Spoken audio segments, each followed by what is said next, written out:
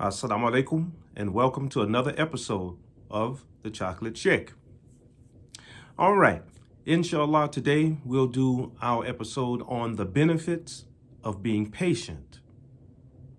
Yes, I know we live in a fast-paced society, and the mantra of the hour is, let's get it, let's make that money, let's go out there and hustle.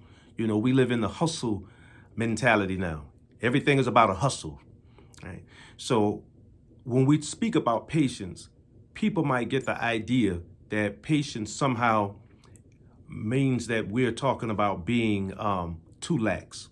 We're talking about being lazy or uncommitted or lacking the hustle to take care of whatever business is before us. So inshallah, today we're going to dispel this whole myth that to be patient is to be weak, or to be patient means that you lack hustle, or to be patient means that somehow you're a sucker in today's way of doing things, right? In today's world. So let's define being patient. Again, I'll come from the definition of the great divines, right? I'll extract the definition of patience from our own religious tradition, which is Islam. We have a term that's called sabr, right? An Arabic word, sabr. And that's all it really means. It means to be patient.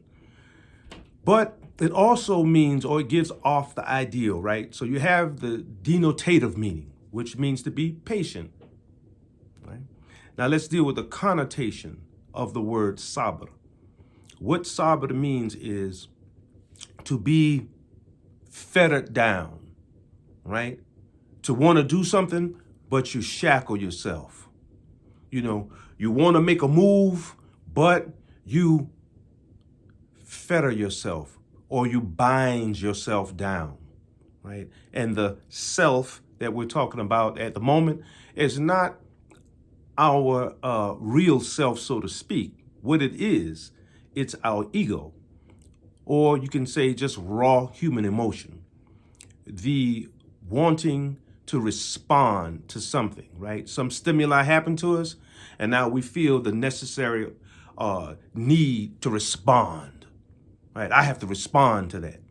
So to practice patience means that you take time out, you think about it, and you fetter yourself at the moment now. At the moment, you fetter yourself. You tie yourself down, you bind yourself down so that you could better look at the situation, and whatever move you make, you know that it's a chess move and not a checker move, right? It's a good, solid move for you that won't further hamper whatever progress you're trying to have in this world. So let's use that definition, the Islamic definition of sabr, to be patient. Also, I've learned that sabr, the Arabic word, also means aloe, right? Like aloe oil or the aloe plant. And it gives off that connotation as well, because we know that aloe is very bitter to the taste, but it has so many healing properties, right? So bitter to the taste if you put it in your mouth, that bitter medicine, but it has so many good healing properties for the body, right? So this is how sabr works for the mind and how sabr works for the soul. Sabr, when we practice it, it is a means of destroying despondency. And that's why it's just one of those qualities that we have to really work on, right? It destroys despondency. It also helps us with anxiety. Everything the world throws at us every day. When you have sabr, it helps you to deal with that anxiety that we have, right? Again, when something happens, we have that automatic response because we live in a hustle culture that we have to respond right away. I have to be glib. I have to be trite. I have to be curt. I have to be quick in response. I have to be sharp. This is the mentality of the West. This is how we're taught. Every movie you see, every sitcom you see, Every comedy, you could see especially the Americans, right? The American Empire. Those are up under the banner of the American Empire. You could see that everybody has this Hollywood, movie type of response to stimuli, response to people and human behavior, right? As we move along and we bump and grind off of each other all day, we have to have a, Hollywood response. It has to be glib. It has to be trite. It has to be sharp. It has to cut like a knife, right? It has to be, what's the term that they use? It has to have that quality of being funny, but at the same time, very cutting and biting. This is how we live. And if you don't respond that way, then people look at you like, what's wrong with that guy? Is he slow? Is he stupid? Is he dumb? Right? Or can he not play the game well? So if you can't play this little, Hollywood shuffle game well, then people look at you like you're the nut, right? He hasn't learned how to play the game. So he's not sophisticated, he's kind of like a country boy. He's a bumpkin. He's not sharp. When in fact, it might be quite the opposite, that people feel very unnatural becoming automatrons for Hollywood, right? To become these little creatures that repeat everything that we see on television, everything that we see in the American culture by way of how it is that you're supposed to act and respond to other human beings. So we, the people who come with a moral code and the people who are trying to be righteous in this world, we say, okay, wait a minute now, just because people have whatever response to you or whatever it is people dish out to you, then we want to make sure that we deal with this world with sabr, with patience, right? We want to fetter that ego down. We want to hold that mouth before we say something that can injure us or harm us, right? And we want to make sure that whatever we do, we edify ourselves and we edify the soul, right? You want to make sure that you become a person who, anytime people are in your sphere, they're in your circle, that they can feel your edification. They can feel your strong morality. Or your ethics. They can feel your spirituality. So they know that, okay, he may not respond in that typical Western mode, but we know that this man is a serious man, or we know that this woman is a serious person, a person that we should be looking at when we deal within the world as a heavyweight and not someone who's unsophisticated, right? Sabr also means whatever we do in this life and however we respond to whatever stimuli, that we never, ever, ever break our moral code. You stick to code.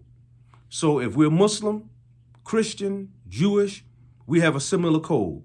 You honor that code, and you don't let the disbelievers, you don't let the unbelievers, right, take you outside of your code because you're so anxious about something, right, that you start to fall into that nasty type of despair that, okay, if I can't get it via the ways and means that I want to get it, then by God, I'll go out there and I'll take it.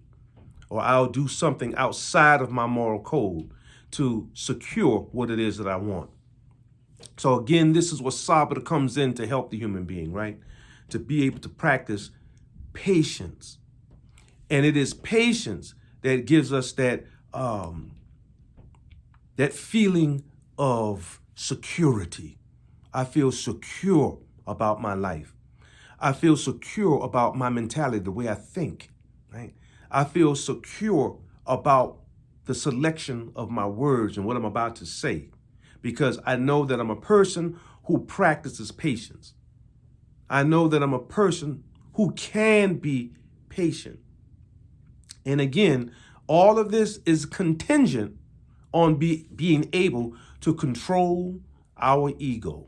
You have to be able to fetter down their ego, which is precisely what the term sabr means. So as I thought about the young brothers and sisters that are out here trying to live their lives and better themselves as human beings, I thought to myself, one of the issues that we need to talk about is the issue of patience, making sure that the young folks understand that good things do come to those who wait, right? They do come to those who wait. So we have to, as the OGs, we have to make sure that we impart that message, that there's nothing wrong with being patient before you take a step. You never allow the world to hit you with something, some type of stimuli or stimulus that make you think that you have to respond to this world the way that the world is bringing it at you, right? The world is bringing it at you at some high-paced volume, then you yourself, you slow it down, right? Just like in the movie The Matrix, when they fired off the bullets, when the enemy fired off the bullets at Neo, once Neo became conscious, right? When he understood that he was the one, right? He had reached that level of consciousness. As those bullets came, then you saw Neo, he went to flying out of the way of those bullets, flying out of the way of those bullets, right? And as he reached even a higher stage of consciousness, all he had to do when they shot the bullets is throw his hands up and say, no. And the bullets stopped right there and they fell to the ground, right? And of course, we're talking about, this is all metaphor, right? All metaphor on how it is that when you practice patience, that's what you want to do. You want to slow that world down. So as people start to fire, pop, pop, pop, pop, pop, all you got to do is just move out of the way, take your time and slow the world down and get on out of the way of those bullets being fired. Right?